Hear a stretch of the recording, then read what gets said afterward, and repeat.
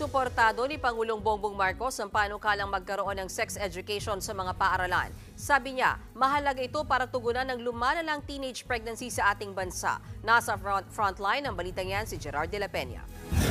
Mismong si Pangulong Bongbong Marcos ang nagsabi, mahalaga ang sex education bilang tugon sa tumataas na bilang ng teenage pregnancy sa bansa. Pagka teenager yung nanay, hindi marunong alagaan yung bata. Kung anong kakainin, kung nanganak na, kung ano ipapakain doon sa bata. Aniya, paraan daw ito para maituro sa kabataan ang consequences o kahinat na ng maagang pag-anak. Children having children is a very difficult situation for both the child and the parent.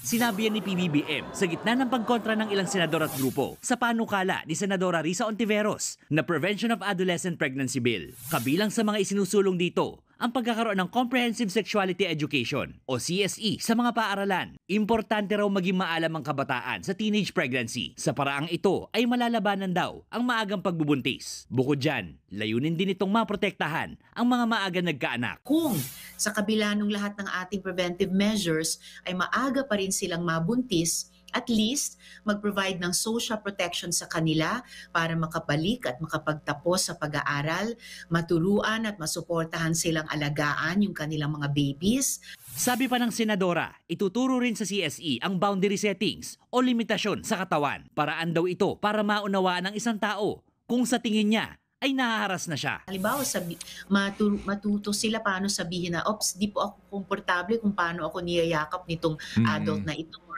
Muli namang nilinaw ng senadora na hindi hihikayatin sa panukalang ito ang konsepto ng sexual pleasure sa kabataan. Walang ni isang pangungusap, salita, ni titik, ni punctuation mark sa bill ay nagtatalakay o lalo na nagsusulong ng sinasabi nilang mga childhood masturbation o sexual rights. Pangamba naman ni Senador Mig Zubiri, baka lalo pang dumami ang mga batang ina, oras na magkaroon ng sex education. So as a conservative politician, tutol ako sa mga provision dito sa Senate Bill number 1979.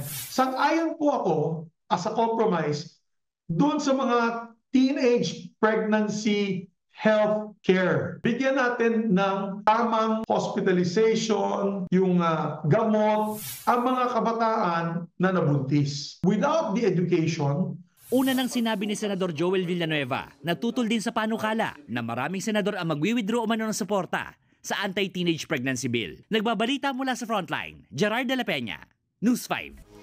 Mga kapatid, may Los Baños po. Huwag magpahuli sa mga balita at impormasyong dapat ninyong malaman. Para sa mas malawak na balitaan at diskusyon, mag-follow at mag-subscribe sa social media pages ng News 5.